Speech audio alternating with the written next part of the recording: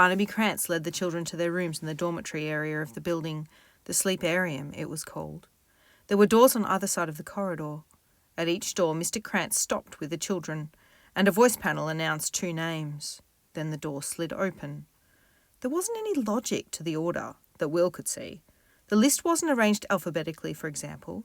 At the 6th room, his own name was announced, followed by the name of someone called Stanley Prowse. Stanley looked at Will, and Will looked at Stanley.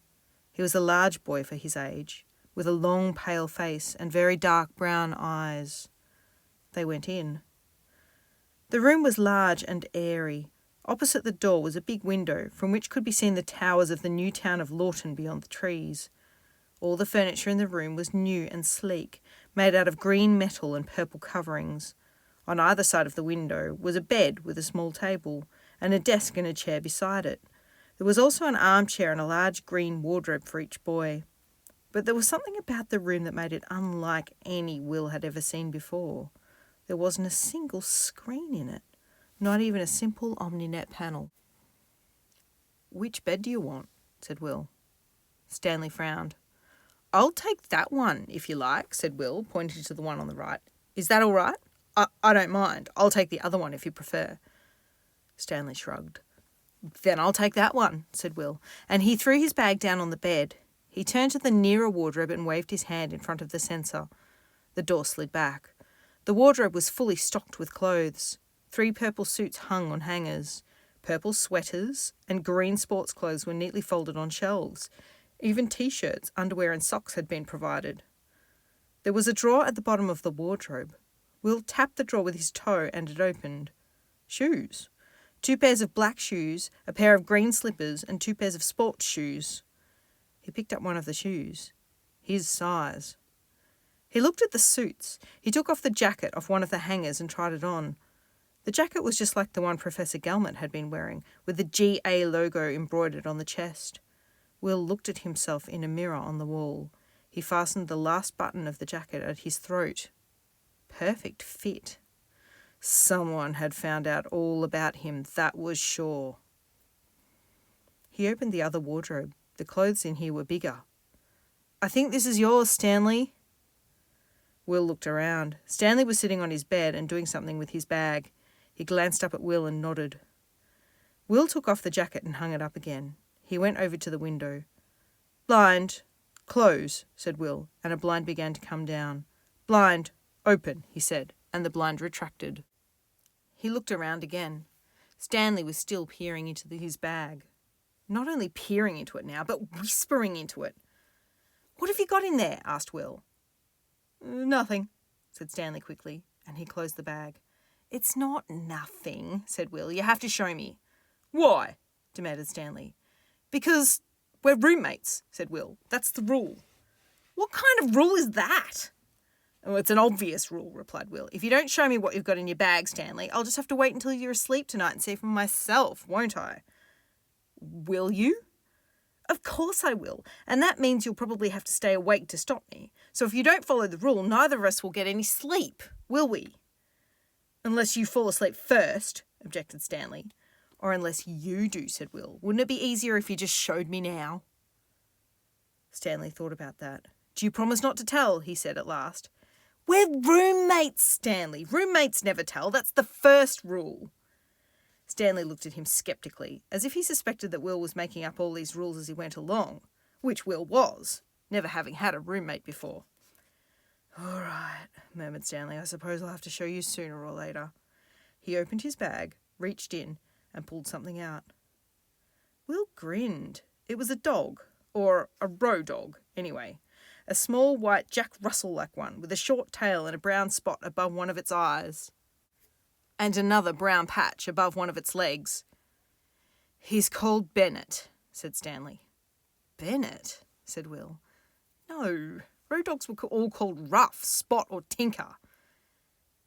"It's true, I'm called Bennett," said Bennett. Will stared. Stanley shrugged apologetically. "And he talks." Will went to have a good look at Bennett. He sat down on the bed beside Stanley. "Careful," said Stanley. "He'll lick your face." Bennett nodded quickly. Then he lunged at Will, but Stanley knew what he was about to do and held him back. "Bennett! What? Said the dog. Don't! Why not, Master? Maybe he likes to have his face licked. Stanley looked inquisitively at Will. So did Bennett. Yuck, said Will. See, Stanley said to the dog. Bennett growled. He continued to gaze watchfully at Will. Stanley, said Will, road dogs can't talk. I know, replied Stanley, but I programmed him. But they can't be programmed, objected Will. They can't be programmed to talk. Everybody knows that. Robot animals couldn't be programmed to talk. That had been decided long ago. Imagine the confusion if every electronic dog, cat and budgerigar simply shouted the first thing that came into its electronic head. They had been designed so that they couldn't be programmed to talk. I'm sorry, Will, but they can. If you know what you're doing. Stanley shrugged again, as if he found it quite surprising himself. I programmed him to talk. Yourself? Yes. You did it? Stanley nodded again. Sorry.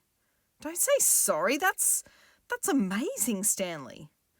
No, it isn't, replied Stanley without either pride or modesty, but as if it was a simple fact of life. I'm good at things like that. I don't know why. I just am. I built a row rose once and programmed it to open when the sun rose and close when the sun set. What happened to it? Bennett stepped on it. Then he tore it to pieces. Then, I tossed it over the balcony, Bennett said, nodding enthusiastically. That's right. Ruff, said Bennett. Will frowned. We weren't meant to bring pets, were we? There wasn't anything in my comm about bringing a pet. No, said Stanley. I wasn't meant to either. They said I was meant to bring a change of clothes, a hairbrush, a toothbrush, and a small pair of scissors. Tweezers, said Will. Scissors, said Stanley. Really, said Will. I'm sure I was told to bring tweezers. But I couldn't leave Bennett, said Stanley. I just couldn't. How could he? Asked Bennett, and he widened his eyes and gazed mournfully up at Stanley. Then, before Stanley could do anything about it, Bennett quickly stretched up and licked Stanley's face. But Stanley didn't seem to mind. What are you going to do with him now? Asked Will. What's he going to do with me? Demanded the dog. What's he going to do with you? More like it. That bed over there's just right for me. Bennett, said Stanley, we all have to share. I hate sharing, retorted the dog. He does, said Stanley. Dogs hate to share. Bennett nodded vigorously. You should program him to, said Will. Good idea, said Stanley thoughtfully. I hadn't thought of that. Program him to do what? Said a voice, and before Stanley could do anything to hide Bennett, the door slid open and in came a small, dark-haired, imp-faced girl with a mischievous twinkle in her eye. Oh, a road dog, she cried with delight. How naughty of you to bring him. What was he meant to do, leave me behind? Demanded Bennett. He shook his head in disbelief. People, what's wrong with you? Oh, a road dog that talks, cried the girl with even more delight. I'm Davina, by the way.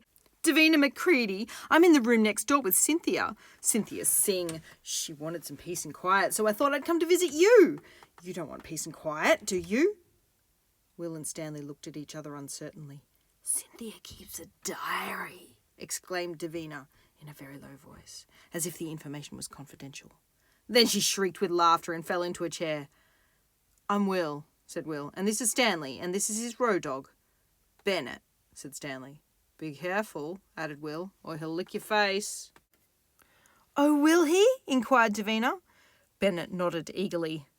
Shall I tell you a secret? Said Davina quickly, and she jumped on the end of the bed beside Will. I brought a communicator. A communicator, said Will. I wasn't allowed to bring a communicator.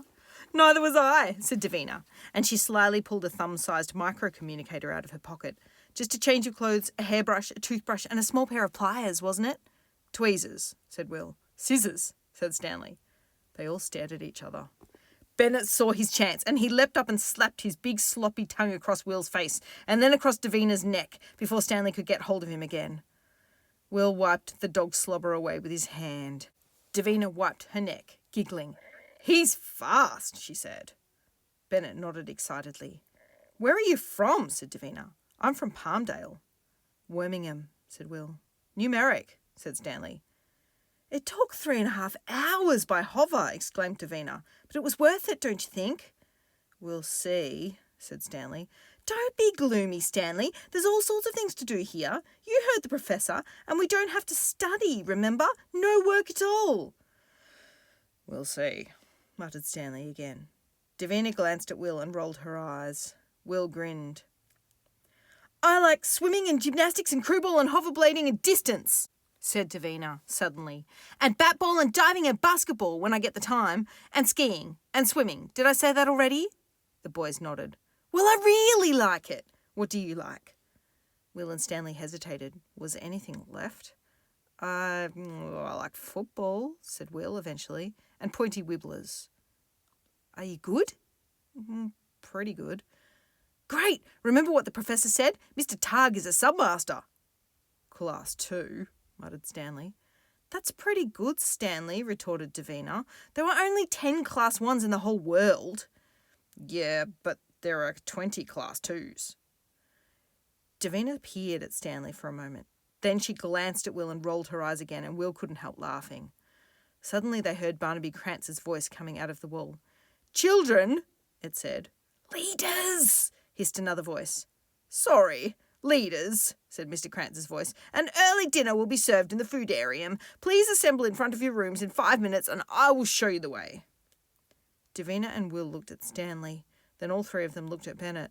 What? Said the dog. What are you going to do with him, Stanley? You can take me with you, aren't you, master? Said Bennett, nodding his head suggestively. You'll have to hide him, said Will. No, you won't, said Bennett. I wonder where, said Will. Don't hide me, cried Bennett. Under the bed, suggested Davina. Not under the bed, whimpered Bennett. In the wardrobe, said Will. In the shoe drawer, said Davina. Not in the shoe drawer, whined Bennett. Good idea, said Will. Stanley picked Bennett up. The dog wriggled and squirmed. I hate shoes and I hate drawers. Davina opened the shoe drawer with a tap of her foot. In he goes, said Will. Stanley put him in the drawer. Bennett jumped around and put his head out. Now, Bennett, said Stanley, stay in the shoe drawer. I don't like the shoe drawer. You know I don't want to leave you, but you have to hide if you're going to stay here. I don't want to hide. Bennett, if you don't hide, they'll take you away. You can't hide me forever. Be a good dog, Bennett. Stay quietly in the shoe drawer until I come back. If you stay quietly in the shoe drawer, I'll bring you something to eat. What will you bring me to eat? Demanded Bennett eagerly. Meat. Lots of meat, said Stanley. All right, said Bennett, nodding his head excitedly. I'll stay in the shoe drawer. Quietly, not a word. Bennett shook his head. Not a bark. Bennett shook his head again. Good dog, said Stanley, and he closed the drawer. Stanley, whispered Will, as they went outside to wait for Barnaby Crantz with the other kids. Road dogs don't eat. Don't tell me you've programmed him to eat as well. No, Bennett just thinks he eats. I tell him he does. He has a terrible memory. Stanley smiled. For certain things, anyway. Davina looked at Stanley in surprise and then burst into laughter.